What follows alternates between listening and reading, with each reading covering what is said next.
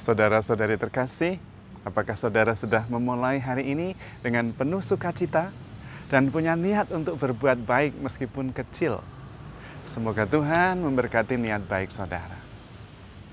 Pada kesempatan yang indah hari ini, saya ingin mengucapkan selamat Paskah untuk Anda semua.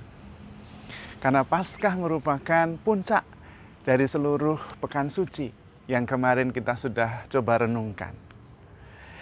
Paskah juga merupakan kepenuhan harapan karena kehidupan kemudian tidak berakhir dengan derita dan kematian, tetapi dengan kebangkitan dan kehidupan yang mulia.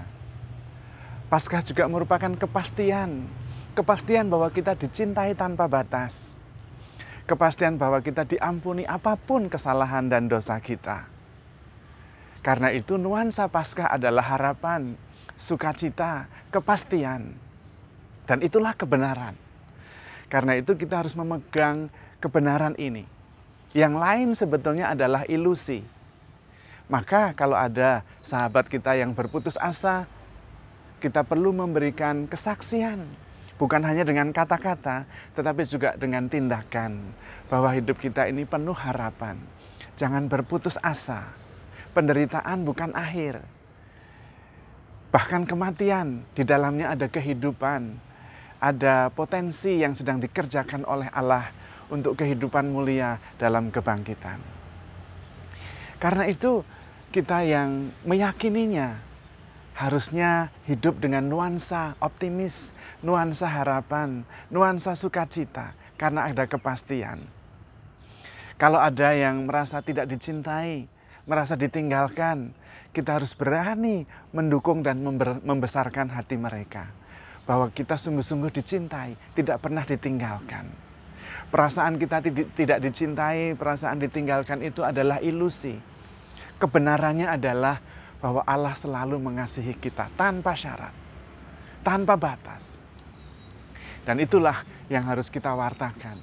Itulah yang seharusnya menjadi gaya hidup. Tapi Romo, bukankah kehidupan ini kenyataannya justru ada derita, ada kemalangan, ada merasa tidak dicintai, merasa tidak dihormati, merasa dihina. Dan itu yang real. Hidup yang serba indah itu ilusi, Romo. Menurut saya terbalik. Kebenarannya adalah bahwa kita dicintai tanpa batas. Bahwa kita diampuni meskipun apapun salah dosa kita. Kita tidak pernah ditinggalkan karena Allah adalah Immanuel. Yang ilusi adalah semuanya yang tidak berkaitan dengan Tuhan.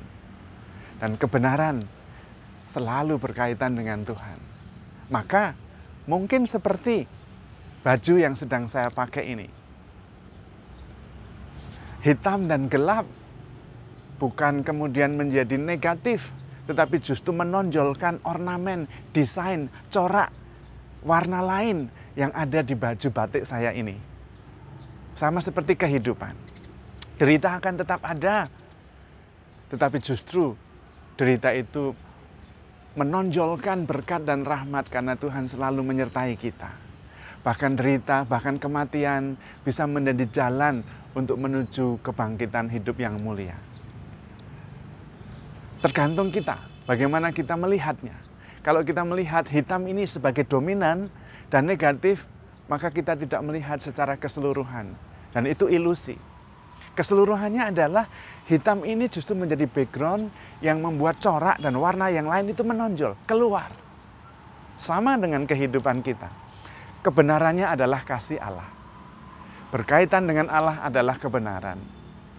Kalau kita terlalu sibuk dengan urusan duniawi ini, justru itu kita hidup dalam ilusi.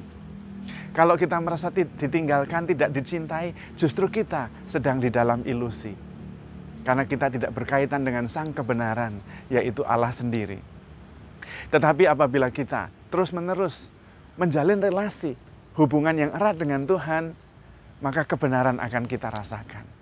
Dan kita alami. Kebenaran bahwa kita dicintai tanpa batas. Kebenaran bahwa kita diampuni apapun dosanya. Kebenaran bahwa selalu ada harapan di dalam Yesus.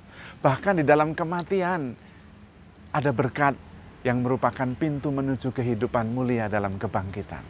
Maka optimisme, harapan, sukacita, kepastian adalah warna orang-orang yang sudah percaya kepada Kristus dan percaya kepada kebangkitan.